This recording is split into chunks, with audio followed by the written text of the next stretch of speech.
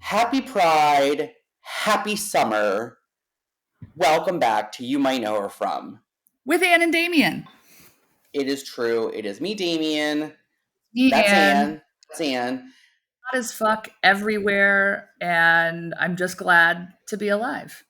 We're so happy to be back with you, especially in the month of June, especially as Pride Month comes to a head, an end, however you want to frame it. But we're happy to be back with you. This month is a little different because we are, and please just give us some grace here, y'all, but we are taking a bit of an actress interview hiatus. That is because we are coming back to you with a big announcement this fall, and this little hiatus is part of that. But in the meantime, and in the interim, we will be coming back here with some special, just us type of episodes. We'll also be on the Patreon full-time. We're recapping in Just Like That. We also are still working, don't think we forgot, we're still working on our musical theater, Everything is Connected project. We also have some special non-actress interviews and just us episodes there. So if you want to support the pod, if you want to help support this quote-unquote big initiative we're taking in the fall, please go to the Patreon. We really appreciate all our Patreon supporters. Anyway, that is a little bit of housekeeping. I'm so sorry. I am long-winded. Anne is a better listener, arguably, and I am a more of a yapper. But we're both yappers. Anyway, this month, this episode, this June, this Pride is all about movies that are gay but are not gay. Anne, do you want to tell the people more about it? Because I just did a lot of talking. Yeah, so we were talking about what do we want to talk about for Pride Month, and I feel like both of us were rabid consumers of film and TV when we were kids, and we're consuming things that were like slightly older, slightly younger than us across the board. But one of the things that is our shared love is like our encyclopedic knowledge of movies about and starring women. So we were talking about movies that seem gay, feel gay to us, but have no semblance of gayness in it. So we started putting together categories and lists, and I think it is specific to point out, it's important to point out that this is clearly an elder millennial list. Damian and I are geriatric millennials, and so our list reflects that. So for the record, we are not going to be talking about movies like Pitch Perfect or Ocean's 8, no Ghostbusters reboot, not The Help, no Bridesmaids or Girls Trips. These are too on the nose. And guess what? They may star a lot of women, but they don't feel gay. We are talking about gay subtext. We are talking about genres that feel gay, whether that's like gay, lesbian, or queer, or somewhere in between. Cross-dressing, androgyny, things that just feel gay that aren't on the nose gay. So just because there's 4 women in a film does not make it gay-ish. So we're going through and we're going to argue back and forth about movies that made us feel gay, gave us those gay tingles as a young person, pinged something for us, and then we're going to settle on 5 that we agree upon by the end of this conversation. Obviously, we want you to chime in with anything we missed, what we're excited about, what you're excited about, and I think we're just ready to dive in. Damian. I just want to say, I was laughing at you the way you're setting it up because you're like, no, whatever, no Pitch Perfect, no Girls Trip. And it's like, in what world is Tiffany Haddish on a zip line gay? Give me not. Kathy Baker, sensually touching with her bangle of bracelets to a little person who's also her gardener in a film that also stars Amy Brenneman and Cameron Diaz blind.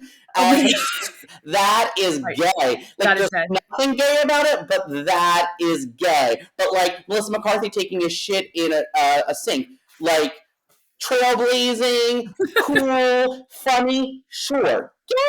No. So I feel like if you know, you know, and if you don't know, then you don't listen. You know what I mean? It's 100%. Just if you are able to step like the grape lady, on our mind grapes, then that's probably why you're here, subscribe to this podcast. So thank you. So thank you. That's all I have to say. We have a loyal but niche audience, and I think that like that is what we've always aspired for. So I feel very grateful. However many years in we are doing this, that like I actually feel like we've accomplished that. Like we have found like-minded people, and I'm also happy to know that there are the people out there who are both gay men who are a little old, probably around our age and older, and lesbians that are our age and a little younger who agree. So thank you. Yeah, and I just want to shout out some of our patrons who really asked great questions on the Patreon recently, which was like Jake Rudy asked, how would all of the New York City residents and Just Like That be voting in the mayoral election? And Julia said, Aiden is 100% an anti-vax RFK truther. Like, these are our people. They get it. They're on board. As Damian said, if you know, you know. Let's dive in to the top 5 movies that are gay but not gay. Okay, so let's look. We have created like a master list, and some of these it's like, okay, the movie Evening. Do you know it? It was a little film. I did watch it in bed with my parents when I was probably 24. And it stars like I think I'm like not even googling, but I think it stars like Glenn Close is like an older version of Mamie Gummer, and Claire Danes is like a young version of Meryl Streep. Some version of that. No, maybe Glenn Close is old Mamie Gummer, but Claire Danes and I don't know, Natasha Richardson is in it, and Vanessa Redgrave. Like it is a full big cast of women, but I don't think it's gay. I don't think it's gay enough. I don't think it has the mainstream appeal to make it gay, but I do think it's gay. It's definitely like actress. It definitely touches on the actress sexual part of what it is to be gay. Absolutely. And if we're talking along those lines where these things cross over between like female ensembles and actress sexual, and those two things are not always the same, I'm going to put How to Make an American Quilt and the Joy Mm. Luck Club, which I think Mm-hmm. also is going to go in sort of like best friends who are hot for each other, even though they're not really. Like, I think that neither one of those is that gay, but we're going to put them in the female ensemble group. Now, as Damian mentioned earlier, something that's in a similar category where you just like a cavalcade of famous women, things you can tell just by looking at her, which we've referenced 1 million times on this show, is gay. And it's gay because of the plot lines that certain character actresses are given. Cameron Diaz is blind. Kathy Baker is dating a little person. Amy Somebody Brenneman is doing something. There's a she's Cameron Diaz's sister, who was like a and like caretaker. yeah, and exactly. And I feel like one of them is going on a date. I think it's Cameron Diaz is blind and going on a date, and Amy Brenneman is like helping her, and Cameron is like, is like the trailer is like her like her like playing dead in the eyes, like being like, is he like handsome or something? And it's like she's supposed to be hot but doesn't know it because she's blind. Also, doesn't like Holly Hunter getting like an abortion from her boyfriend, who is played by who's the famous tap dancer who's in the Muppet movie? Oh, Sunset Boulevard. Gregory Hines. Yeah, remember that's how he announces Sunset Boulevard That's right. in the Tony's performance. If you're not mentally ill and in our brains right now, I knew Anne would know, but I realized I needed to explain. He intros the Sunset Boulevard performance from the '90s production. Anywho, Wait, hold on. I have an aside real quick, and I'm sorry to say it is about a man, but you brought him up. So Gregory Hines was somebody that I knew from the Broadway stage as a kid, but then he was brought on as Grace's love interest on Will and Grace, and as like a teenager slash like early 20 something, I was like, how is he like? Why is she so hot for him? Like, I don't get it. He's kind of weird looking. Like, obviously, he's a dancer and has like charisma. As a 41-year-old, I totally get it. Gregory Hines is very sexy. May he rest. I thought it's like one of those things where you're interested as a younger person, like this person is horrifying. And then you hit 40 and you're like, oh my God, they have so much sexual charisma. I also, as an elder person, understand it, but to me, he really read as gay as a young person to me, and I'm not sure what that Oh, was, but like him I don't even know if it was him dancing, but it was like him roller skating and like competition with Miss Piggy. I was like into it, but it yeah. didn't translate as like sexy. Yeah, I think Um, he has like a very macho dancer thing happening where a lot of people will be like, you're gay. But honestly, it's like a very, very heterosexual man thing who's in the arts that is like perhaps even more machismo than like an athlete. Anyway, we're getting off track, but what do you guys think about Gregory Hines? Sexy or not sexy? For me, it's a yes. Okay, so getting back, I'm gonna say, like, if I can, I'm gonna say, like, evening doesn't make the cut. Joy Luck Club and How to Make an American Quilt. I think they're gay, but not gay enough. I agree. Things you can tell just by looking at her. I'm not ready to write it off. Like, there's something, it doesn't feel formative enough to be on the top five, but it is really gay to me. It's really gay, and also it's a shared Venn diagram overlap. The movie cover is something that's emblazoned in my head, like many of these titles that we're going to be mentioning from when I would go to grocery stores and like browse the movies for hours and hours and try to rent things that were rated R. I'm putting it in italics because it's still in the running for me. I think that of that category, we also mentioned Moonlight and Valentino. Neither of us have seen it, but former guest of this show, Kathleen Turner, was featured in it, and I believe that we said something along the lines of like, "You haven't been in that many movies with women. You most." Acted with other women. And she was like, see, Moonlight and Valentino. Well, they got the episode, so you can go back and re-listen to that. It was in our first season. We were still cutting our teeth, as they say. Is that what they say? Or finding our foot in this podcast? I think we were cutting our teeth, and also we were in like a very famous actress's house, and so we were just. Yeah, we were a little out of our element, but I'm proud of us. We did it. Okay, so is there anything else that falls into that category of sort of female ensembles that doesn't exactly fit into any of the other categories that we've mentioned? Now, we did talk about actress sexual, which is a category where we're talking about the female ensembles feature actresses that are not gay, but are gay, not icons, but like have a foothold in the gay community, or gay people like them more than straight people like them. And I think that's where things you can tell just by looking at her is also in the actress sexual category. And How to Make an American Quilt, even though it has like Winona Ryder and a lot of other people, I don't think gay people love Winona Ryder. I think straight people like Winona Ryder more than gay people do. I'm sorry. I agree. I mean, I agree. I do think gay people love Winona Ryder because of Beetlejuice, because of Edward Scissorhands, yes. And especially because of Heathers. And also, what's the one, the ballet one where she gets like stabbed and then she gets stabbed somebody? Black Swan? Yeah. But then Stranger Things took her away. Stranger Things took her away from us. Do you know what I mean? Yeah, and I also think that all of those movies have mainstream appeal in a way that, like I think, like, the First Wives Club, I think, plays into what you're talking about, which is, like, gay people care more about the First Wives Club than straight people. I think that a lot of straight people love Beetlejuice and Edward Scissorhands. And I feel like her later in life career has made her, yes, I think no to How to Make an American Quilt, but I think First Wives Club, what say you? Is it gay? Okay, so this is an interesting thing between like the gay male and the lesbian, lens. I think both gay men and gay women love the First Wives Club because I think as a closeted gay woman, I was like a kid. I was like obsessed with anything where there were like two or more women in anything. So if there was anything with that combination, but like I think First Wives Club is gay appeal across the board because it also has Sarah Jessica Parker, Elizabeth Berkley. Who else am I missing? A lot of Heather Locklear, Stockard Channing, Maggie Smith. Maggie Smith.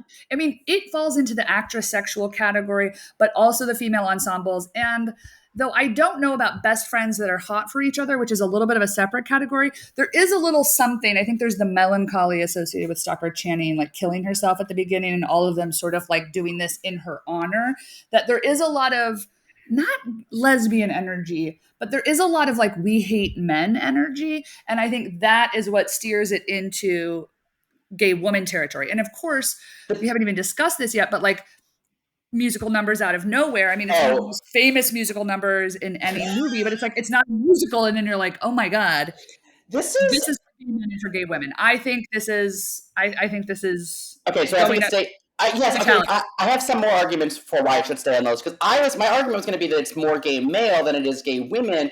But I would like to also point out that Diane Keaton's daughter in the film is a lesbian. And like that's a whole bit is like she's like, and then like, she goes to the cubbyhole or something with her, or like what's supposed to be the cubbyhole. Also, I think that lesbians love Bette Midler the way that lesbians love Barbara Streisand. Like I think that their like top 40 success in the 80s and 90s is like transcends like I think all queer people kind of like of a certain age love Barbara, and I think the same is for Bet. So I think that their appeal also is like, hey, I don't know that like do lesbians love Diane Keaton? I don't know, but they love Bette Midler. I think straight women love Diane Keaton, and I think it's because Diane Keaton is always positioned as being, like, very nervous around men, and it's like, the good men a lot of straight cis men hate Barbara Streisand and Bette Midler, and I think that's what unites gay men and gay women, you know what I mean? I I feel alive if I shot out of a cannon. So, like, I wasn't ready. Also, Leah Delaria is in the First Wives Club, so it's like, I agree. Who wrote the script? Was it Paul Rudnick? Who wrote the I think script? it's Paul Rudnick, yeah. Um, I wasn't prepared to make this argument for the First Wives Club and like lesbians loving it, but I think actually there's something there. And I didn't know that it was, but I think it is a good crossover appeal because it definitely, I think most people assume it's for gay men, but I think there's a lot for lesbians there. I have to say, I just did a quick like scan because I was like, are there any other? Like we mentioned a lot of women in it that obviously we like know, but I forgot one. Gloria Steinem makes an Oh, appearance, a cameo, which is very gay. that's I right. also would like to say that J. Smith Cameron, who I didn't know at the time, apparently is in it. Oh my Also, God. So, Kathy Lee Gifford has a cameo in it, which to me is like gay male, but also Anne. yes. Deborah Monk is in it, which is gay. Kate Burton, who we spoke to, has that like little cameo where she's in the window. Remember like when they're coming down Oh my God. Yeah. the scaffolding, and Eileen Heckert plays Diane Keaton's mother. I forgot. So like again, there's like the actress part of it. There's the Bette Midler mainstream, like straight men don't like her, Yes. lesbians and Yes. gay men identify. And then there's the musical number. There's so many factors. Wow, I didn't know that First Wives Club was going to make the next round, but it is. Okay, It definitely moving. is. And also, let me correct the record. It was not Paul Rudnick. It was Robert Harleen, who we've talked a lot about on this podcast because he wrote Steel Magnolias. And who did we speak to just recently? He also wrote Soap Dish, um, Who, Evening Star, and did he write Terms of Endearment as well? Oh, he wrote the sequel. He wrote Evening Star. Okay, we're going to get there. But the point is, Robert Harleen, somebody who talked to us recently about how wonderful of author he was, and I'll have to remember who that was. But anyway, oh, he did Paul Good Rudnick. Christian Bitches. It was Miriam Shore. Miriam Shore told us about how brilliant Robert Harleen was. And anyway, Paul Rudnick is in the same category, I but think that Paul Rudnick maybe did an uncredited, but we know Punch Up. about it punch up. But I could be Yeah. wrong. But I will say it on the record that I think he did. So just leaving that Oh, there. that's exactly right. It was reworked by Paul Rudnick. So still got it. Okay, great.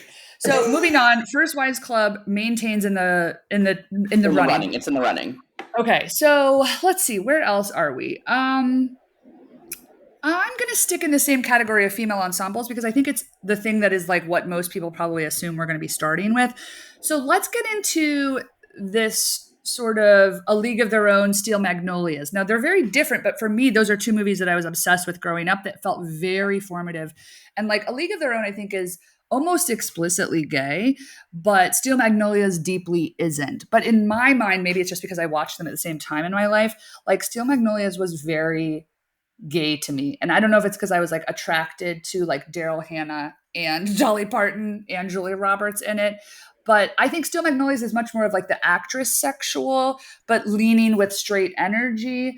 But A League of Their Own, because it's women in sports, it's automatically super gay. So I don't know. Does that disqualify it because it's too on the nose gay, even though there's no explicit gayness? Like, I'm interested in this because I think it's an obvious choice, but I'm not convinced based on our criteria that it's going to be at the top of the list. I think that to me, still magnolias. I always say it weird. Is that right? Yes. Yeah. I think I sometimes say Magnolias, and I'm like, I think that's I not right. sometimes say that exactly. I think I do the same thing. Anyway, Steel Magnolias is to me very gay because of Shirley MacLaine Yes. and Olympia Dukakis. Olympia Dukakis, and also there's just like the melodrama That's a of good point. it. The melodrama, it's more gay men than gay women, even though there's a lot of women in it. But I think that something that is like about it is like it's about holding up traditional values, whether it's family, which I don't think is inherently like it is. Is it inherently patriarchal? Is that fair to say? Like like a family unit in a conventional sense is patriarchal. I don't know if that's correct, Yeah. but And I think I, it's like based around a wedding, kind of like the wedding is the exactly. And so framework. like exactly, and so like and like Tom Skerritt is supposed to be like a great dad, and like Dylan McDermott is supposed to like love her so much. Like again, it does none of that is bad. It's just like I think that these are like deductions to me that Yes. makes it less gay. So I think that's a great point. That's a I think demerit. it's a demerit. But A League of Their Own, it's interesting what you said. Is it too on the nose? I think no. I think if it was more on the nose, that it would disqualify because then it would Yeah, just be a gay film. But I right. think that it's about women's sports, which I think is like coded as gay. Then I Yes. think like Gina Davis is sort of a hot thing in it, which makes it to me Yes. gay. Yes. Lori Petty is this is an antiquated word, but I don't think it's a pejorative. But I think she is like a very stereotypical of the times like tomboy character, which to Mhm. me is also coded as gay. Right. Also, the worst character in cinema history. Listen to our interview where I told Lori Petty that, and she actually took it with stride, and I was into it. And also Rosie and Madonna, like the chemistry between the two of them. Obviously, Rosie, a famous lesbian, out now, wasn't out. It was like a glass closet, right? Or like we didn't know she was necessarily gay then. But Yeah. her character it reads as so gay, and Madonna's character reads as so sexy. And then like the duo of them is sort of like the what you're talking about, like friends that are hot for each other. Then there's like Sue Ellen, who's like the blonde Yeah. like pageant queen, who's like to me reads as like I was obviously obsessed with her probably because I like wanted to be her slash be her best friend. Then there's like the woman who slides in and has the big bruise on her big thigh. I remember thinking that was sort of sexy, but also like not. And then there's Betty Spaghetti, who's Penny Marshall's daughter. By the way, it's directed by Penny Marshall, so that's gay. And Yeah. Rosie's done it, and that's where they became best friends. And then they did Kmart commercials, and like that was in the mainstream. What we accepted that Penny Yeah. Marshall, who was a TV star like 30 years prior, was just doing commercials with her best lesbian friend. Penny Marshall wasn't a lesbian, but she seems like she was gay. And then her daughter's in it, and I'm not sure she's good, but like I think she's good because I love that moment where it's like, and her name is Betty Spaghetti, and I felt simpatico because Italian. And then there's also like You're Gonna Lose, which like that's a little boy, but it's like that's Jason on, and his mother's like a nervous Nelly, and she's all like bleach blonde, which also feels somehow gay. Maybe because my mom was a bleach blonde forever until like 5 years ago. But I'm just saying it feels so gay from a male perspective, but then there's also a lot of like sexy things, even for me, like because again, when you're a young person and they're Yeah. formative things and you're watching, it's like that thigh bruise is sexy, kind of, but also gross.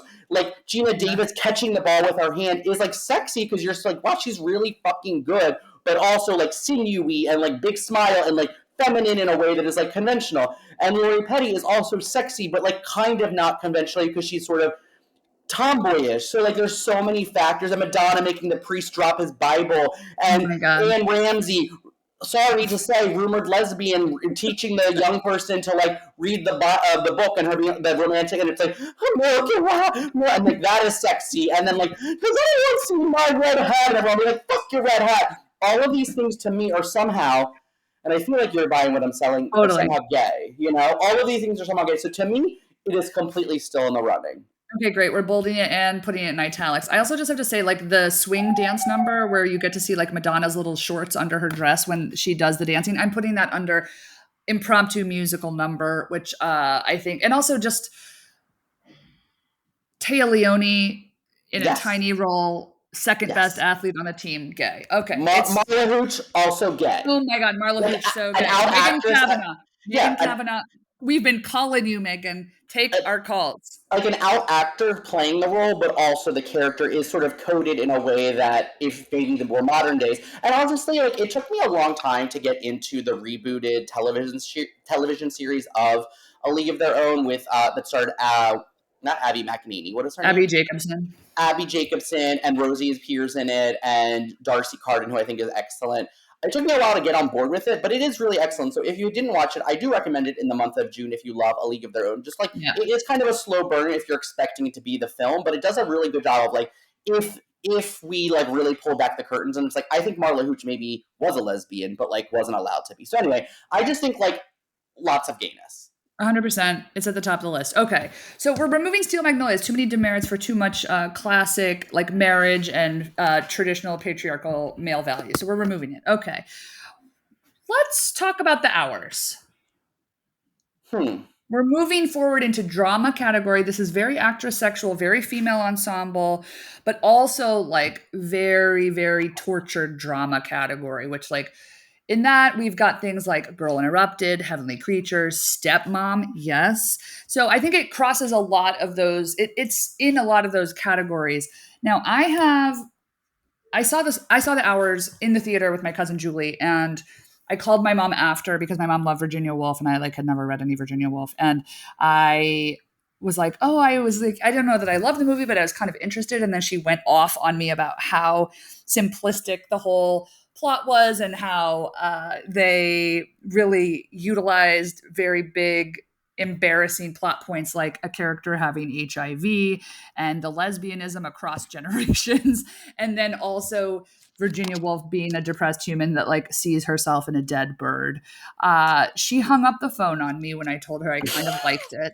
And it's the only time my mother has ever really been mean to me in my entire life. So there's part of me that wants to add it, but I think that even though I know it's too explicitly gay for me to include it on this list because it's like too gay to be gay. I haven't revisited it, and kind of like hearing about like I kind of maybe agree with your mom now as an adult, because then I think I was so excited to see gay people, and of course to see Totally. like actresses like so. If correct me if I'm wrong, that's like Julianne Moore basically plays an like a latent or closeted lesbian who Yeah. like kisses Toni Collette. So like Yeah. that is gay, but also Yeah. it's pretty on the nose because Right. she grows up to not. She obviously like, but then her son grows up to be Ed Harris, who then is like a gay man who has HIV. And he throws himself out a window? Is that right? With a Yes, wheelchair? And ma'am. He's okay, not that in a wheelchair. He just like falls. Well, yeah, maybe he's in a wheelchair, but he gets into like a windowsill and then like rolls off. And he's best friends with Meryl Streep, who's an out lesbian, with in Allison Janney. partnered with Allison Janney, and they have a daughter, or Meryl has a daughter Mhm. that is Claire Danes. So like all of these again are like very gay things, but again, it's like Meryl's playing a lesbian. Ed Harris is playing gay. His mother was a latent homosexual, and then Virginia Woolf is like, I guess, supposed to be lesbian coded / kills herself because she's depressed. And is she gay? Like, I don't know. She Is is Virginia? she had romances with women but had like a supportive husband. But yes, I think we're literally eliminating it as we speak because But I do it's want to too on the revisit it. nose gay. I do want to revisit it because I feel like Yeah. maybe now as an adult I would be like, this is too on the nose and embarrassing. But I think as a young person who saw it in the theater with my mom, who I think was like, why do we go see this? Like, we should see something fun. I think like I was like, yes, like gay people and like actresses playing gay people. But now I'm kind of like, okay, like Right. not everything needs to be for everybody. Right. Take it easy. All right, Damian, I'm passing to you. Shoot us in another direction. Okay, so let's go to the let's go here. Okay, I'm gonna go here with this. Let's go with the specific culture. Okay, Okay. like something that you a deep dive in a specific culture. I think these movies like lean gay. I think they find gay audiences. I think there are often gay characters, but does that make them gay? For example, we're gonna like take a deep dive into pageant culture. That is Drop Dead Gorgeous. This is a movie filled with actresses doing also broad comedy. So not only is it an ensemble film with Hmm. women leading the film, but it's also women doing broad comedy. It's people like Kirstie Alley, people like Mm. Allison Janney, people like Ellen Barkin. You're also getting a young Brittany Murphy, a young Amy Adams, a young Mm. Denise Richards. So there's like a lot happening with a lot of great actresses doing fun things. But is it gay? Is that enough to make it gay? What say you? I think it has an interesting crossover appeal, as does First Wives Club. And though for me, Drop Dead Gorgeous is a very important movie, and I think most commonly, I think gay men love it, but I think there's a handful of lesbians that do too, because you're talking about the broad comedy. I think that's such a great point. Seeing actresses, I mean, not that Kirstie Alley wasn't known for being a comedian, but I feel like seeing certain actresses do broad comedy, like Ellen Barkin doing like her burn thing was, and the beer being burned into her hand was so funny. I'm not sold on it being specifically gay yet, but let's talk about another movie that's a specific culture, and that's theater culture. And this is Waiting for Guffman, which I think Damien brought to the fore, and I think is an interesting choice because if you had to ask me top 5 movies for me of all time, I'm always going to put Waiting for Guffman in my top 5. And it's not because I think it's like the best movie ever made, but it's like a very important movie to me, and I love it so much, and I feel like it holds up. It also has Catherine O'Hara and Parker Posey, and like, is that enough? Is that enough? Well, I feel like what we're using to drive the list making here is the engine of what this podcast is based on, which is women actors. But I think that like obviously there are like parts of this that are like you're gonna lose for League of Their Own. Like somehow that feels gay-ish to me, even though Yeah. like maybe because that character felt coded as like a gay little kid, even though like has nothing to do with anything, and we don't know if he is, and it seemingly he isn't. But I think there's also something in that Corky, as played by Christopher Guest, like reads as Yes. gay, even Yes. though he's not gay, and therefore Right. there is something gay about like a theater director in like a community theater who takes things gravely serious Yes. as being gay. So I think that coupled with two actresses who I think gay people knew these actresses had the chops then, Yes. but That's a great point. they were known for comedy and doing broad comedy. So like all of that is gay. But Yes. I think like the sum of its parts, like the Eugene Levy of it, like the Bob, not Bob Balaban. Well, Bob Balaban is in it, but Yeah. Oh, who's the Michael guy? Hitchcock is gay, and he's the one that's obsessed with Corky and taking photos, and he's at all of the shows. And like that is pretty on the nose. It is on the nose, but I do think that your point about the fact that like gay people, gay men and gay women, like knew about these actresses then, even though they're both now having really great renaissances later in life. I think there's something to be said for that. I And also think also, like Paul Dooley coming out and like yeah, doing like I think all of that feels gay somehow, even though it's yeah, because not like it's not comedy bro culture, which I think like some of you know what I mean? It's like mm-hmm.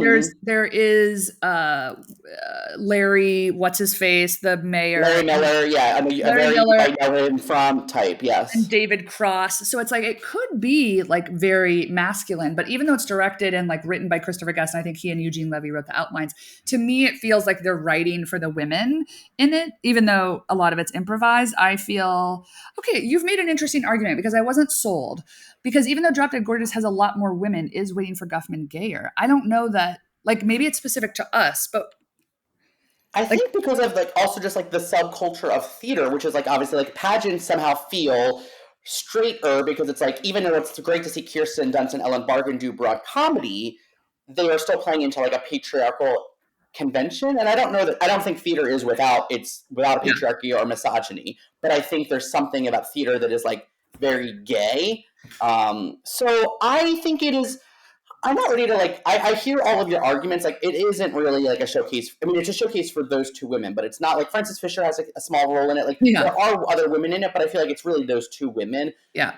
It's so like, but it's so iconic to me for theater lovers. But I'm not sure that that equals gay. But it isn't. It's I not think not gay. It's not gay. yeah. My vote is Drop Dead Gorgeous is less gay.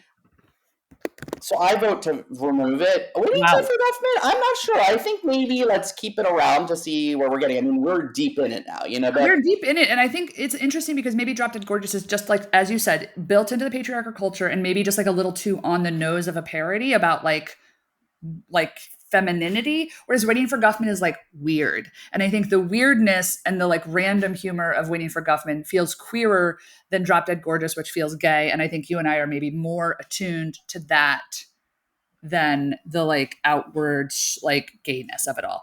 Just to make it clear, Pitch Perfect, which is also a specific culture of acapella, is not gay. oh yeah, we Uh, already removed it. and I'm just throwing in, I don't need to make a case for this, but Whip It, which is a different era altogether, but Whip It was like very gay for me. The world of roller derby and then having like the friendship between Alia Shawkat and Elliot Page, formerly known. And Kristen Wiig and Drew Barrymore. I just thought Whip It was lesbian, but I'm taking it off the list. But I thought it It's was a an little too interesting on the nose. mention. I loved it, but I thought it was too on the nose, and I've never revisited it. So Yeah, sometimes it's like, well, then did you love it? right. Fair enough.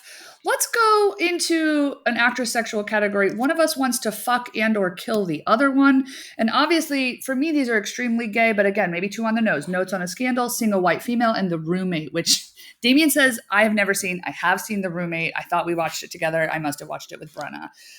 Um, I've never seen it, I don't think, but I just feel like somebody gets stabbed with like a stiletto or no, something. that's Single White Female, and it's incredible. Single White Female, Notes on a Scandal. I think a little too explicitly gay, but I mean, Which one you'll of talk to Scandal me, is like Barbara. so gay, and but like not, but like it is gay because she says that, and also something about it that is like delicious to me. So I think Judi Dench is excellent in it. I Yes. think she Okay. got nominated for an Oscar, but I'm not sure. I actually think both of them did. But here's my controversial point: is that Kate Blanchett is doing so much. I So think much. she's actually bad, and I think that that makes it gayer because it's like a great actor. Like I think it's kind of fun when a great actor does too much because it's like, oh, like you're so good, but also you can even be bad. and like there's something about campy then about it. She's no fuck. Do you do a good impression of someone that we know does a good impression of it? And it's You like, want to fuck me, Barbara? yeah, it's So like the much. line reading is just so extra, and it's like, yeah, Yeah. she does want to fuck you. It didn't need you to say. That's such a good point. I think that is the thing that like most people associate with gay men is the idea of I don't think it's like camp exactly, but this idea of like a great actress being bad and being really over the top is gay. It's inescapable. And the fact that there's like lesbian, maybe not even subtext, but just like lesbian text. I think you've made a good argument. I'm keeping it on the list. Single White Female is great, but it's going to be more of an action film. And I think like we're less interested in action films in general. But it does have Also, that stiletto murder, and that's great. well, I think yeah, that is gay, the stiletto murder. But I think like movies like Single White Female feel rooted, and again, it's like it doesn't mean it's not gay. I would love to maybe Yeah. it, revisit it. But I think that it's sort of the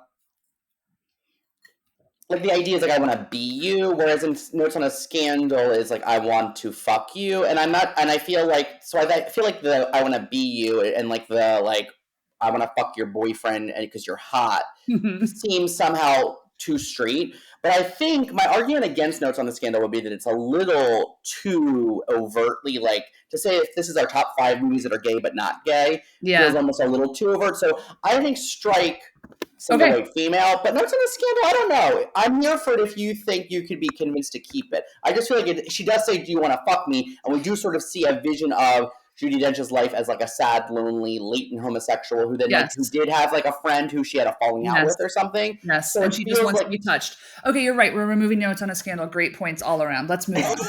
I think I'm in court. Have you guys seen The Roommate? I think we don't know who's in it. It's Leighton Meester and Minka Kelly. We don't remember, but I did see it and I enjoyed it. Okay, I'd like to bring to the table, and I'm not saying that they're right. I just want to like bring them up for consideration.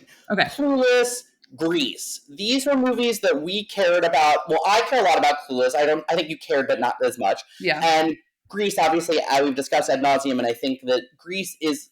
I think both of these films are too concerned with the male gaze, and I think that Grease has too much of like a balanced ensemble. But I think they're worth shouting out because everyone in Grease, all of the women, grew up to be character actresses. That includes Stockard Channing, Dee Khan, Dinah Manoff, Dinah Manoff.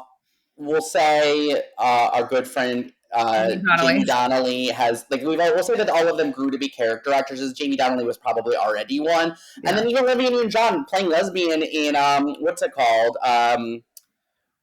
What is that show and movie that she was a lesbian Oh, in? Sordid Lives. Yeah, it's what it was. Like even Yeah. her, she grew into being like a character actor. So in that way, it's gay and it's a musical, obviously. But I think it's too concerned with the men. I just thought it was important to mention because I think it's formative for both of us because of the women and the musical, obviously elements. Great point. I also think a musical in and of itself has to be removed because everybody associates musicals with gay people, whether or not they're gay. And so I don't think that's true, but I think we can remove Grease for that reason, though. I think you're right about the character actress of it all, and it's part of what I loved so much about it. Clueless, it's hard because that ensemble is Yeah, pitch yeah, perfect. It's yeah. perfect. We have Alicia Silverstone. We have Stacey Dash. We have, of course, the late Brittany Murphy. We have former guest of this show, Elisa Donovan. We have Twink Kaplan. Oh my God, yes, Twink. It's a great cast. So I don't know that I'm ready to remove it yet, but I agree with you that it's too much maybe about the male gaze. And I'm taking it out of the running for right now. If you want to revisit it, we can. But I'm sadly removing Grease as well. So sorry Yeah, to let's. say. I think I'm ready to remove Clueless because I feel like it's too rooted not only in being about the male gaze, but I also think it's just like concerned itself with more like the mainstream. And I think something about being queer, being gay, is like that feeling of outsiderness. So I think Mm, that like yeah, the first Wives Club was like a big hit, but like for like but because like but the people of our generation like it because like their parents were watching it, not because like young people thought it was cool. right. Clueless was cool because young people thought it was cool, you know? So I Yeah, good think that like, point. there has to be a level of like otherness or like outsiderness to it, like if that makes sense. Totally. I'm taking notes because this is good. Okay, otherness / outsiderness. No musicals. but Okay, musical numbers, yes. so musicals. Let's just use this as a great segue. So musical, like musical numbers, or something being like a musical light. Say, Sister Act has several musical numbers. Is a strong, like mostly female cast. Obviously led by Whoopi Goldberg, Kathy Najimy, former guest of this show, Wendy McKenna. Obviously Butter Pecan, Butter Brittle, whatever her name is. Your favorite. What is her name? Mary Wicks. Mary Wicks. Yes, and then like countless other women who, and Lauryn Hill and Jennifer Love Hewitt and Alana Ubach are all in the sequel. So like, so the Sister Act universe feels very female forward, and it is gay if you sort of, like the female friendship part, the way that like the way that Sister May Clarence like turns out the women is gay. That's a gay transformation. And also, nuns are gay, period. Like, I think just like any movie about nuns, inherently you have gayness on the table. Also, Wendy McKenna confirmed with us on our show that she was playing Sister Mary Robert as hot for Dolores Van Cartier. And it reads, it's what I picked up on as a young person. It's part of why I watched those scenes all over and over, including A with an Attitude, where she touches like her diaphragm, and I was hot for that. So I will say that as a lesbian coming of age, like I was very hot for Whoopi Goldberg in that movie. And so was my now partner. And I think, that maybe speaks more to like who we are and why we're together than anything else. But I think most people associate Sister Act as like a gay man movie, but I'm going to tell you the lesbians are here for it too. It's interesting. Okay, maybe I'm convinced to keep it on the list. I was going to say no because of like the Catholicism of it all, but I don't know. Catholicism is gay. Hello, what Conclave? I told you it was gay, and you're like, it's not gay. Conclave is gay. No, you said it was camp, and okay, Damian, I'm keeping Sister Act in the running. Okay, I'm into it. Okay, where are we? Are we narrowing it down? Let's get to best friends hot for each other. Yeah. So Thelma and Louise, I think, is a great example of like best friendship that then turns into like an action drama, probably more drama than that. I yes, think Damian, it's a drama. They die at the end. Thelma and Louise is so gay. Like, I know it isn't to the mainstream. Like, I know there's a lens in which straight people will watch that film and not think it is gay. Yes. And I know there's like the Brad Pitt element, and he's like a young, hot thing that Gina Davis is like gonna fuck or does fuck. I don't even remember.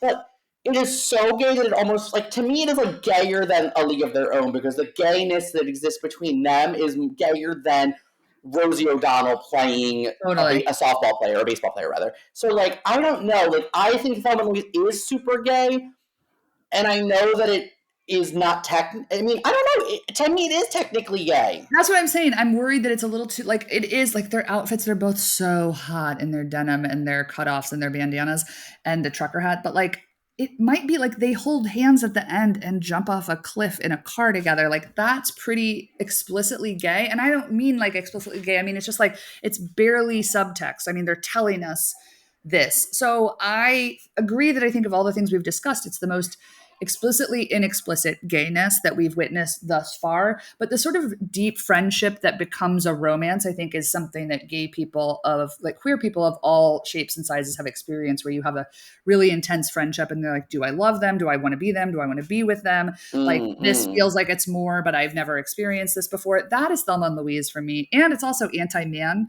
except for Brad Pitt, who they sort of like, does he rob them? Maybe he robs them. I can't remember. Anyway, it's like he's a side piece. You know what I mean? Like, he is window dressing in the film, and it's directed by Ridley Scott, which is so shocking that it's directed by a man. I love the movie so much. I think we keep it for now, but I think it's debatable whether or not the movie is too almost gay to be gay, not gay. I agree. I think, like, it is, to me, it is like the thing I think of most of like a movie that is like gay but not gay, but I think it's just too on the nose. I'm so sorry. Yeah. Okay. Something that I'm going to counter with is Beaches, which I think is so straight that but like they're obsessed with each other, and it's like a deep friendship for life, and it then ends in death. So like, even though it's wrapped up in like a lot of straightness, there's musical numbers. Obviously it's Bette Midler. We've got Lainey Kazan and Mayim Bialik before she was a nightmare. It is, I think, a beautiful sappy movie. So it's got the melodrama, but it's also got like I think in terms of what was happening between Thelma and Louise, like in terms of what's happening between Cece and, oh my God, what is Barbara Hershey's name in the film? Between those two characters, like they love each other and then they hate each other and then they come back together. And I think there's something that's like a little bit more subtextually gay about all of that. And also, we're dealing with another Marshall, and that's Gary Marshall, music by Mark Shaman. So we've got like the gay male contingent and we've got the lesbian, just beneath the surface of like her caring for her best friend and then seeing her through her death and then taking care of her child after she dies. Like, I think this movie has more subtextual, like gay, not gayness than Thelma and Louise, which is a little more on the nose. Yeah, it's interesting. I mean, it is so gay to me. It doesn't really feel, it doesn't read to me as like gay sexually, but like gay, yes, because of like the actress part of it all, and also, but also gay because of like the deep women friendship part. So I don't know, maybe I'm convinced to keep it on the list. All right, throw me some other things in this category, and what are we going to cross off? I'm keeping beaches on for now, but I'm open if you think it's a no. I think fried green tomatoes is arguably on this list, like they're best friends, but I think it's so like I based on what I know from you, honestly, because I've never read the book, but based on what I know from you, is that like it is the subtext of the not the subtext of the film is gay, but the book is gay, and they like neutered it for to make it into a movie. So to me, that automatically makes it like not a gay movie now. And now it's annoying because it was like made to only to make money, and it was whitewashed, you know. And it's hard because we're talking Jessica Tandy, Kathy Bates, Mary Louise Parker, Mary Louise Wilson, Cicely Tyson. It is active Constance sexual. Shulman, former guest of this Oh show. my God, Constance Schulman in that scene where they're looking at their vaginas with their mirrors. I love this movie. It's not a negation of anything, but if we're dealing with the criteria we're talking about, I do think it's too explicitly gay. So we're removing it. Kathy Baker, I mean, I'm sorry, Kathy Bates in like the like was she like in the, like the Cellophane. yeah, Yeah. cellophane, thank you, so good. So but yes, that is gay, but again the movie I think it negates itself. I think a similar movie is Boys on the Side. This is like Yeah. a women action, not an act, like an action Kind drama of like a act. road. Is it like a road movie? In any case, I think Whoopi plays a lesbian. I just saw a clip of it on Instagram literally yesterday after we were talking, which is like, oh my god, everyone is listening. So she plays a lesbian, and then Drew Barrymore is sort of like a single mom in like a domestic situation, and then Mary Louise Parker has HIV, which of like, of course, a straight white woman with HIV. So I just think in general, the film, even though there are elements of those three women being in the film, I think that if Whoopi is gay and now HIV in the '90s, through the lens of a straight white woman, Yeah. makes it all a little too. A little too. I think it's too. I think it's too on the nose. Got it. It's been removed. Other ones in that vein, I don't know, like is the craft gay? Like, yes, we know the answer is Witches, yeah, yes, yes. but Witches is are it like, gay. but Fruity is Hulk gay. like There's a lot Rachel more True and Neve interactions. Campbell's like styling is gay to And me? also, Like, like, it probably passes the Bechdel test, is my guess. I haven't done the test, but I feel like there's like Skeet Ulrich is like the man, but like, are there a lot of other men besides like the dad in it? Like, it's less about the men and more about like the interaction. Breckenmeyer and like Oh, sure, sure. the other friend. But I don't know that. I think they have conversations that are not about those men. So I think in that way, yes, it passes the Bechdel test. It definitely is gay. I think for both. So I don't know. Honestly, I was I here. I think was not. I I think was it's like if we're going for breadth, it's like really we're covering witchcraft, which is a gay. It's like a gay genre. It's a gay thing. So like I think we keep it in because it's checked a box that nothing else is checked so far. yes. Okay. Muriel's wedding. I think because of the wedding element, I'm gonna vote no. What do you Okay, think? sure. Yeah, and I think the ABBA of it all is like, yes, the musical Mm, numbers, but mm. maybe too on the nose. I think the thing that is in its favor is that you've got two actresses that, I mean, Rachel Griffiths didn't become like a superstar, but she became like a big TV actor. And obviously it was like Toni Collette's coup de grace, and she is so brilliant in it. I love that movie. But yeah, let's remove Okay. it Okay. because Okay. Okay. let's I mean, remove it because of the wedding. Let's remove it because of the wedding. And in that same vein, let's talk about my best friend's wedding, which I know people are going to bring up. To me, deeply not gay, even though it has the musical number, even though Rupert Everett is gay in it, even though it has two women. I think they're fighting against each other. I'm not interested. To me, the movie is not gay. I hmm. I think the thing that we're again, what's driving this is the actress part of it. So I think like yes, the Rupert Everett, the musical number, gay. but I think like the Julia Roberts like being mean to Cameron Diaz, not gay. Like it's not what we want out of our gay but not gay films. And again, Rupert Everett being gay, I think automatically negates it. Okay, also in this vein, do you agree or disagree? Big Business, like their adversaries, or like they're twins, but they're Two adversaries. sets of twins, yes. So like, does that negate because they're not? It's like too many women against each other. What do you To think? me, I think it's like they're working in cahoots with, it's like they're working in cahoots to like ruin the others. But to me, the costuming is gay, the music is gay. It's very weird and aggressive. And you have two people that like I think men are like like straight men are not attracted to, and that's Lily Tomlin and Bette Midler, and they put them in a movie together. So to me, that is both like lesbian and gay. Okay. Keep it on. Keep it on. Keep it on. Keep it on. Yeah.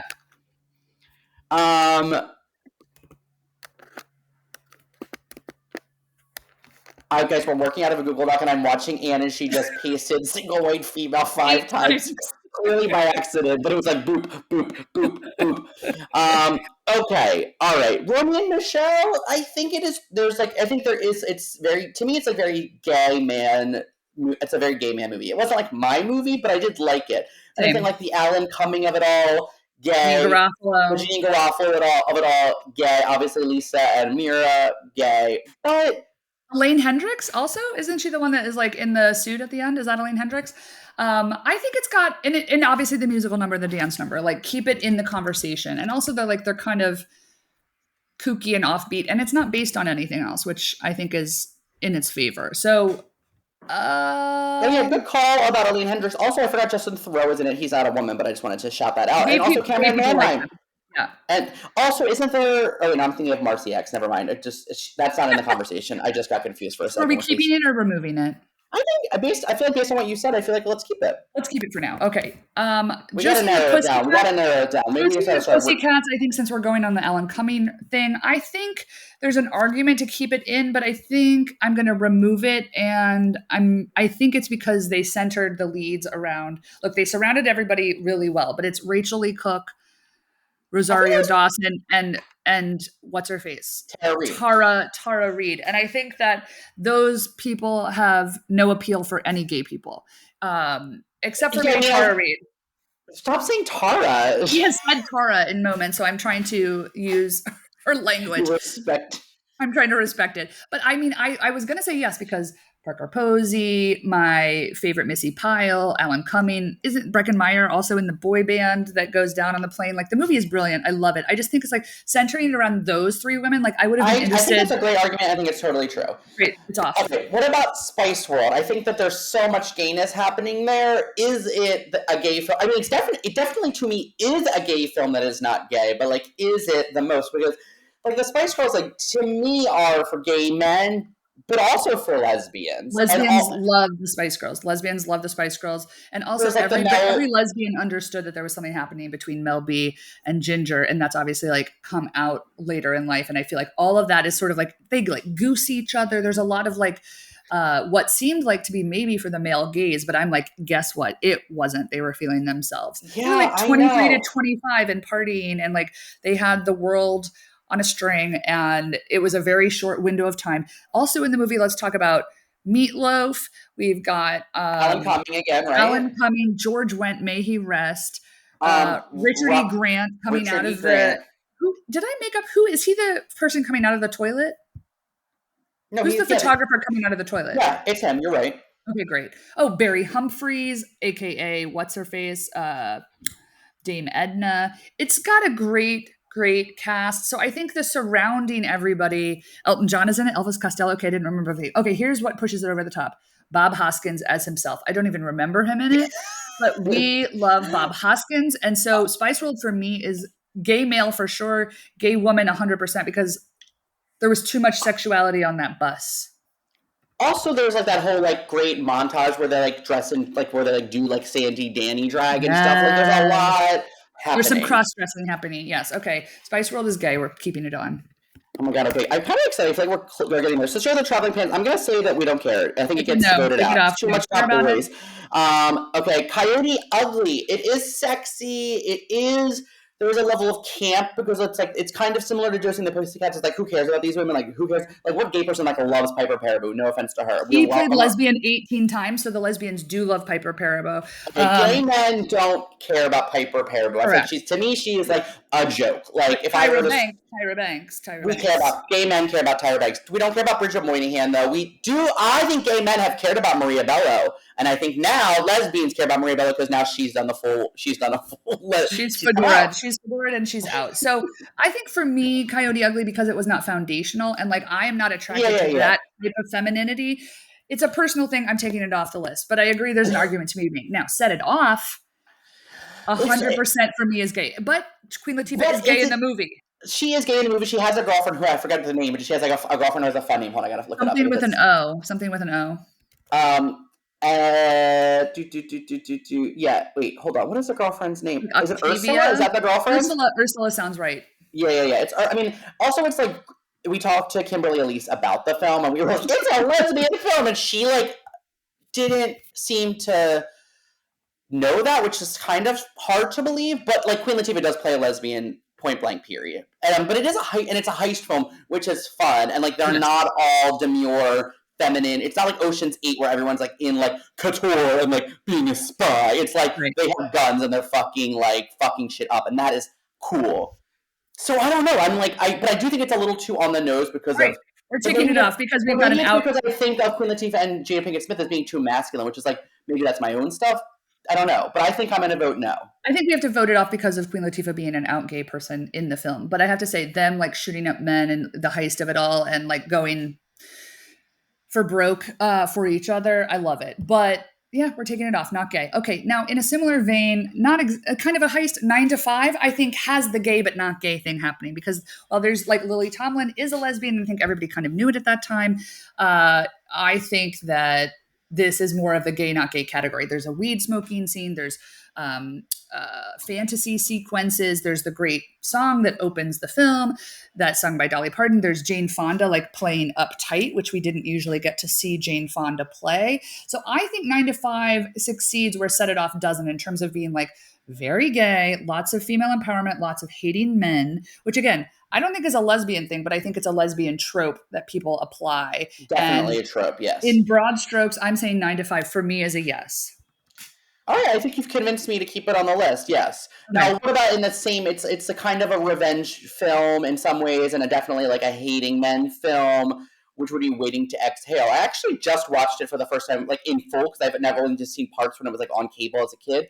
But I watched it in full because L. Scott Caldwell plays Angela Bassett's divorce attorney, and I loved it. I thought it was great. I mean, it was a little different than I expected. It's a lot more like vignettes of their stories and a lot less of like them together, which I Group wanted more scenes. of.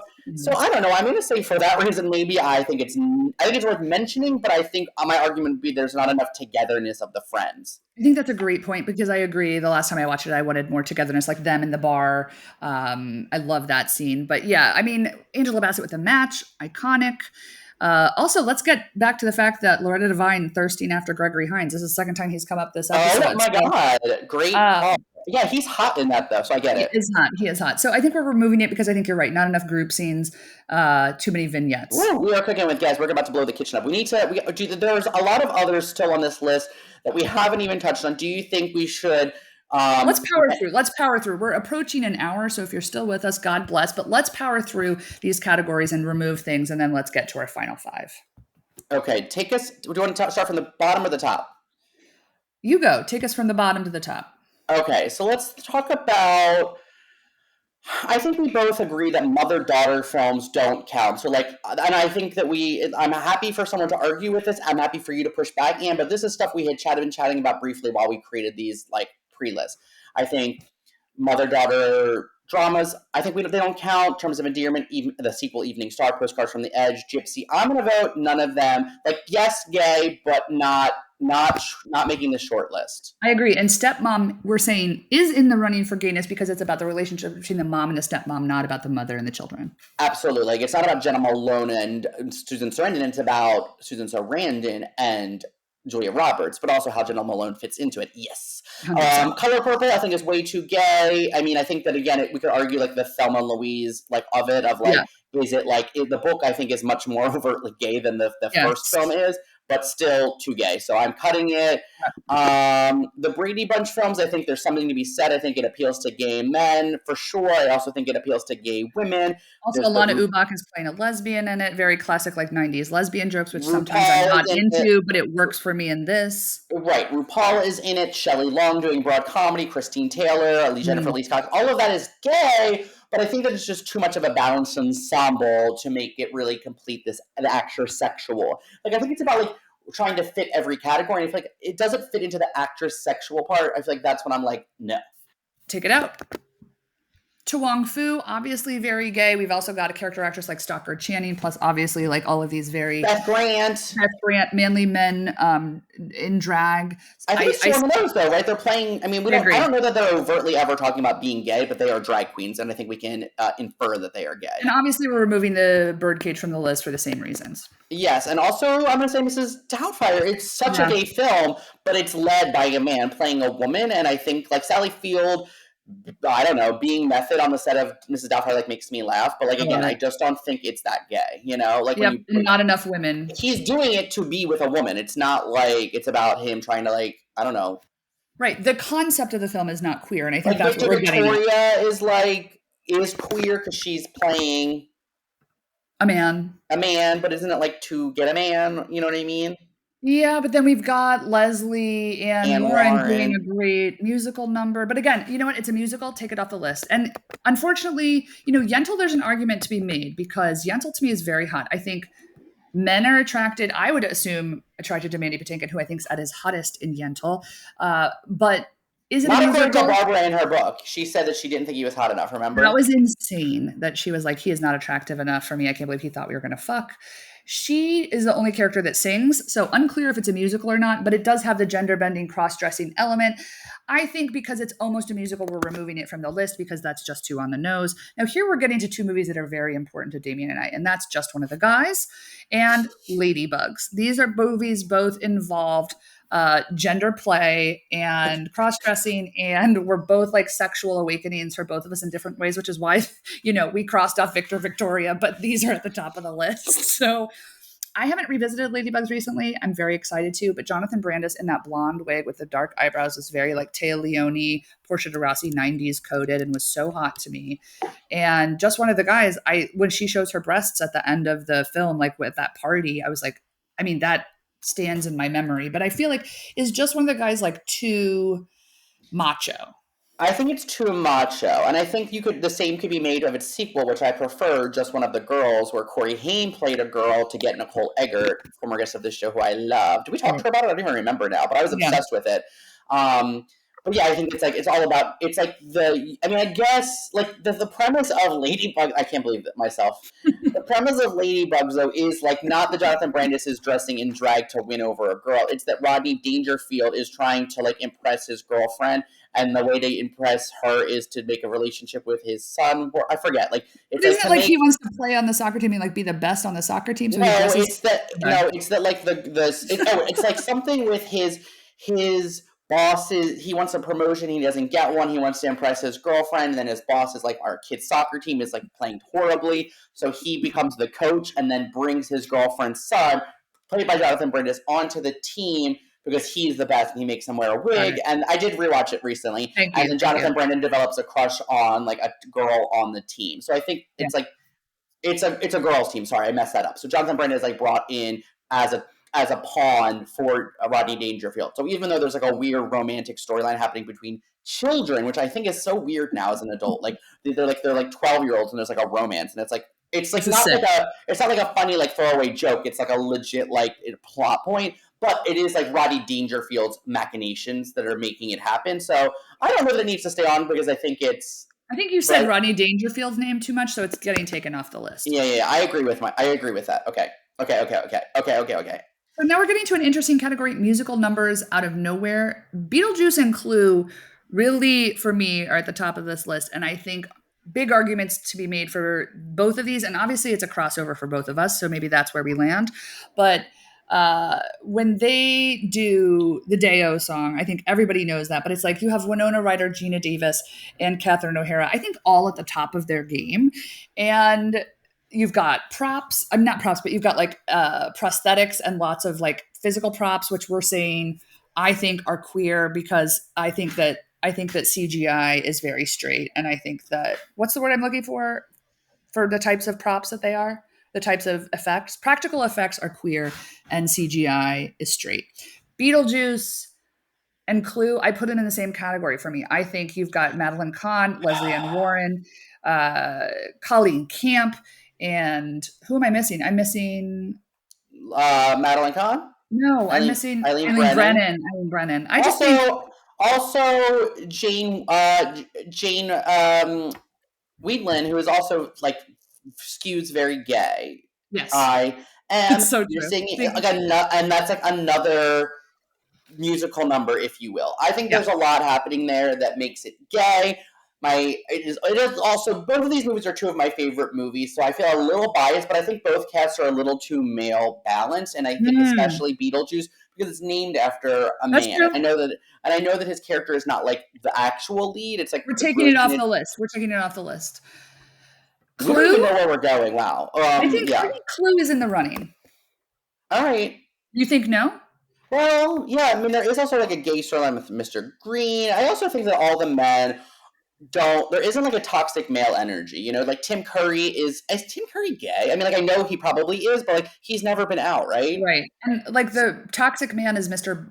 Well, the first Mr. Body, and then he gets shot and killed, right? Or whatever. So Yeah, but I also and like like this also side point. I like this argument. There isn't a yeah, toxic man in the mix. yeah, like Martin Mull, but like Martin Mull, because maybe he played gay on Roseanne, like he is not a toxic man. Christopher Lloyd is like a Lothario, is that but he's not like he's also like a bumbling idiot. So like again, it's like and then Michael McKean is like anti toxic male to me, and then also playing a gay character. So it's all kind of meta. I don't know. I know now you've made it. You told me it's staying, and now I believe it. So let's Okay, keep great. it. Let's keep going.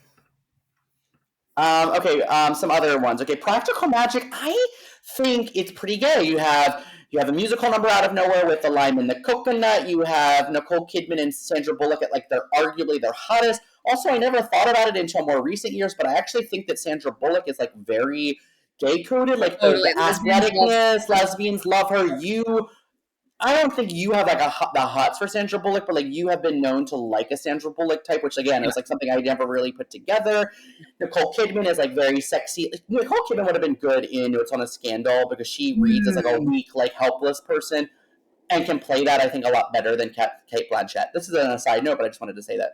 great. And then like the soccer chanting Diane Weist of it all. I think it's pretty That's gay. I think it's pretty and I think that's what elevates it. I think if you didn't have Stalker Channing and Diane Weist in it, this movie would be written off in a different manner. But also, they kill a man, and there's witchcraft. So I think we're working in different categories. So it's checking all the lists. It's actress, sexual, musical number, hating men, witchcraft. I think this is top of the list. Totally agree. Something that is also about witches that I think I would argue doesn't make the list, that would be Hocus Pocus. I think it is gay in that it's a bunch of character actresses playing witches and there's musical numbers. I just think it's too focused on the kids and I don't give a fuck. You know what Yeah. I mean? Like again, it's like a kid like picking up another kid to be hot again, and I'm like not into it. Like give me more of the witches and like with their backstory and add more women, I'm into it more. I agree. I have to just say that it was like Sarah Jessica Parker at her finest when she was fun, and we miss you. Yeah, I'm totally. We need more of that on and just like that. Action comedies. Here we've got things like Charlie's Angels, Adventures in Babysitting, Barbed Wire, Bad Girls, Outrageous Fortune, Buffy the Vampire Slayer, honorable mention, The Quick and the Dead, only for Sharon Stone's performance. It's not in the running. Of these, I'm going to say that Bad Girls is the gayest. It's cowboys or cowgirls. It's a four-woman cast. I don't really remember the plot. Is it Madeline Stowe? Can I name everyone in it? Madeline I can, Stowe. so let's see if you can. I don't think I can. Madeline Stowe is, for some reason, the only person that's front of mind for me. Drew Drew Barrymore? Barrymore with like long hair during. I think that Drew Barrymore. This is like sort of her like to me gayest era because she is like Yeah. it's like '90s bisexual era. Also when she was still a wild child. So I think it's Yeah. Drew Barrymore, Madeline Stowe, Mary Stuart Masterson, also gay from Fried Green Tomatoes, Right. and Andy McDowell, who is to me is the straightest of the three. I mean of the Totally. four.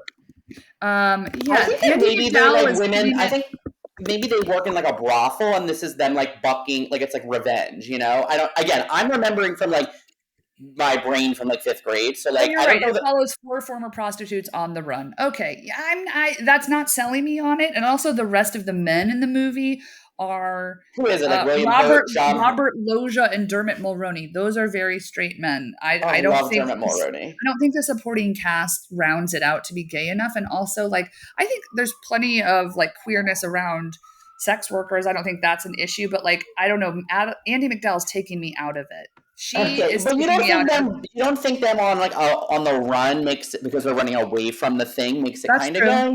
That's true. They're finding partnership with each other. I like this. Okay, you've convinced me. It's staying on the list. I would like to rewatch it. I don't know that it needs to, I'm going to argue that it's the most gay because I don't know that many gay men care about it, but I would have thought more gay women, but maybe it's just not, maybe it's a cult film, it's a cult hit Yes, for I me. agree. Of any of the others that we listed, do any of those speak to you for being considered for this list? I mean, I think Charlie's Angels, yes, for an extent, but no. I'm gonna rule it out. Adventures in Babysitting, like yes, but no. Barbed Wire, yes, but no.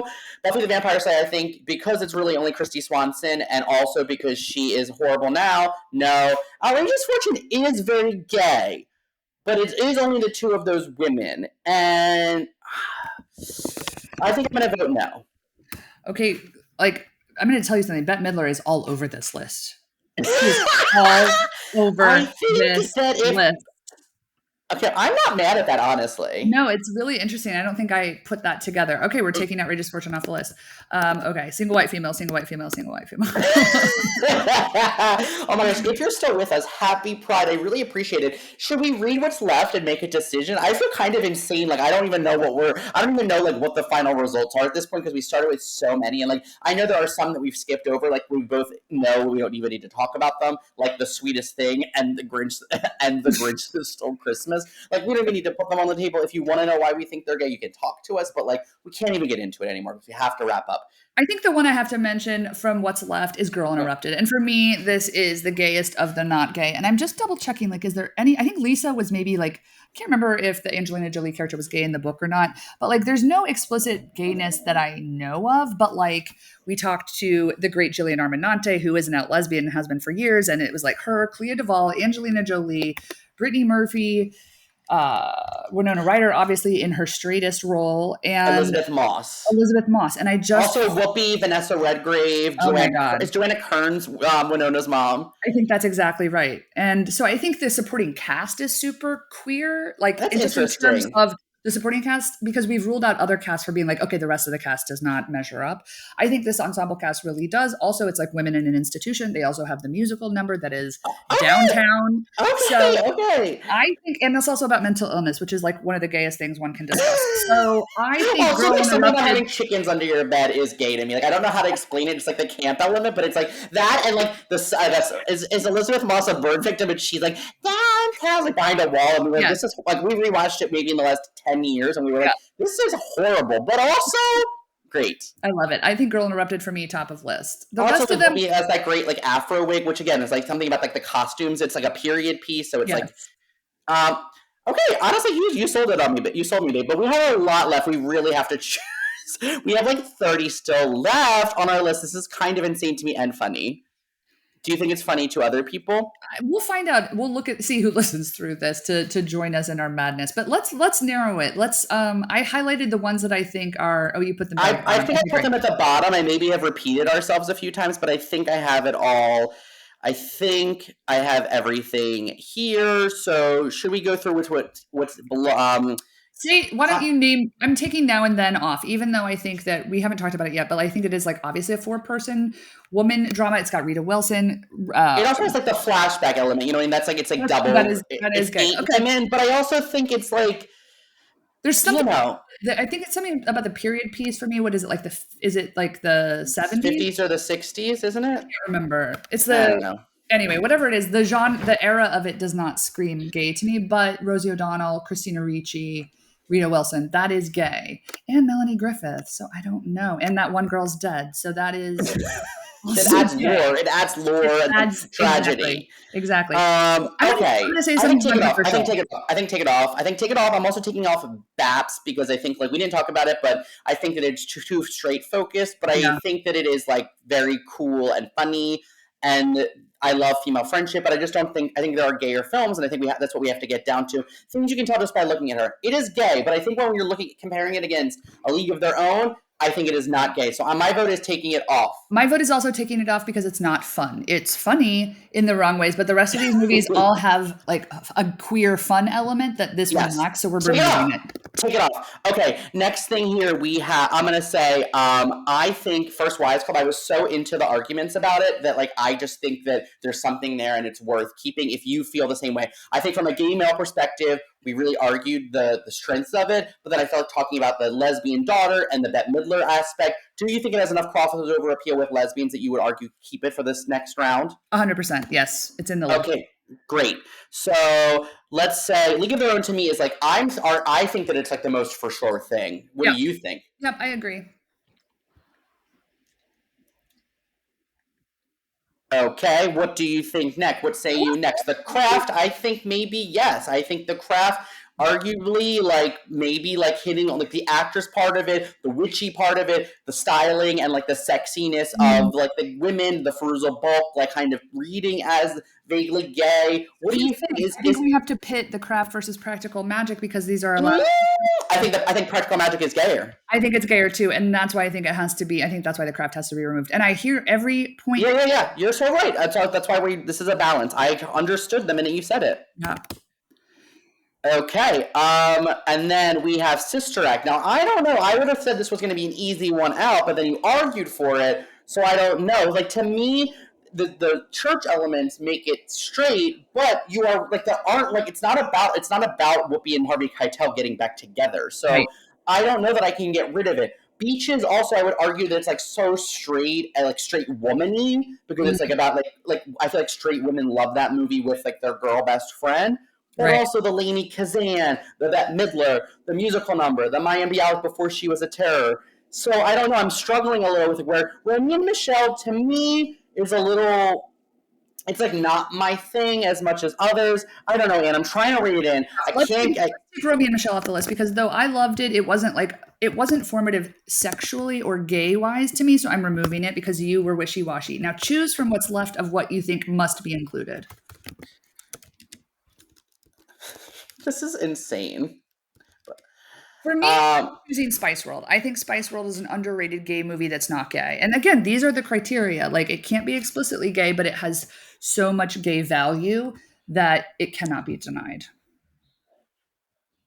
All right, I'm on board. So Spice World. So these are I would argue are the final five. The First Wives Club, Practical Magic, A League of Their Own, Spice World, and I think Sister Act. What do you think? I love it. I feel it. I think that I heard your argument about Clue because though while it is, the style is very queer and it's actress sexual and there's kind of a musical number / like montage, I think maybe the biggest, even though it's like people remember Madeline Kahn's line, it's like a tour de force for Tim Curry. So we're removing it. Right, because then we have Beaches and Big Business and 9 to 5 left. I feel like those movies are all important to gay canon, but none of them are like, I mean, I loved Beaches, but I don't think any of them are as formative as the others for me. And I also think like the others cross like multiple genres of queerness and gayness. So it's like, I think I'm happy with our top 5. I feel like this is the elder millennial list, top 5 gay movies that aren't gay. Do you want to recite them in no particular order, or we can order them, but I think we should just name them. Let's just name them. First Wives Club, I think we made a very, very good case. I think it might have the most crossover between gay men and lesbians of our list. Yes, except for maybe A League of Their Own, which I think, again, is exactly why they are both so solidly on that list. Yep. Because they are both, there's appeal on both ends. And then I think Practical Magic, I'm surprised that it is included, but again, I think the hotness of the women, I think the kookiness of the character actresses, I think the musical number, and I think the witchiness, boom. I'm selling myself on it again. And I'm also going to put coastal town, anything that takes place in a coastal town, gay adjacent. And then I think Sister Act, you really sold it. I think that like the Whoopiness, the attraction to Whoopi, the Wendy McKenna Whoopi like dynamic, the Gimme Gimme Gravy with the jukebox, mostly For the Act, all-women cast, the Damian. lounge act, Jennifer Lewis in the background, like as a backup singer. I think it does it. And then I think Spice World, like, of course, like, that wasn't even on my radar when going into this as something we were for sure going to, like, get to, even though we would love it. But I think just like all of the arguments, it's like the gayness of the Spice Girls behind the scenes. It's like the spoof, like the slapstickness of the film, the musical numbers, the cross dressing is all there. So yes, babe, these are the 5 gayest films that are not gay for gay people that are probably elder millennials. If you listen to an hour and 18 minutes of this, good God, we love you. Thank you so much. I feel like I'm the sweaty oracle right now. We love you. Happy Pride, motherfuckers. We love you so much. Happy Pride. We will continue to be here, folks, to give you things like this through the summer, but we promise that the wait for what we are coming to announce this fall, not only is it going to be worth the wait, it's also keeping us honest, so it's really coming. I'm so happy to announce it, but I'm also happy to take some time to travel and to hang out with my best friend and not be recording. But we're coming back to you with more actress interviews, a very exciting announcement we think you guys are going to be into. We're doing all of our side projects on Patreon, and you can find us there if you want to stay in touch. We love you so much. Happy Pride. Happy Pride.